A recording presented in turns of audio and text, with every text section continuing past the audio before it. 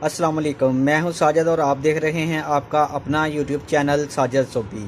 जैसा कि आपको पता है जी कि मैं पीको, लैस, एम्ब्रॉयडरी, कढ़ाई, सिलाई और इनकी मशीनों के मतलब वीडियो अपलोड करता रहता हूं। तो जी आजकल जो वीडियो अपलोड कर रहा हूं वो गोडे वाली कढ़ाई की मशीन के ऊपर हो रही है जी। इसके साथ मैंने आपको पैच लगाने के तरीके बताए थे और इंशाल्लाह नेक्स्ट वीडियो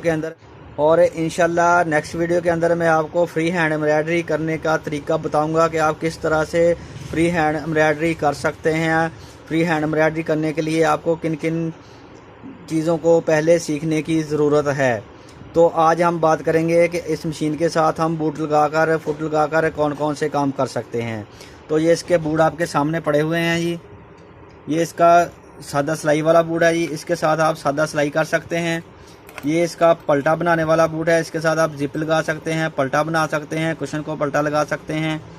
ये इसका पलटे वाला बूट है, ये लेफ़्ट साइड का है, ये राइट साइड का है। इसके साथ आप जिगजैग सिलाई कर सकते हैं और इसके साथ आप सादा पिको कर सकते हैं ये। तो इंशाल्लाह नेक्स्ट वीडियो के अंदर मैं आपको बताऊंगा कि आप इस मशीन के साथ फ्री हैंड एम्ब्रॉयडरी किस तरह से कर सकते हैं।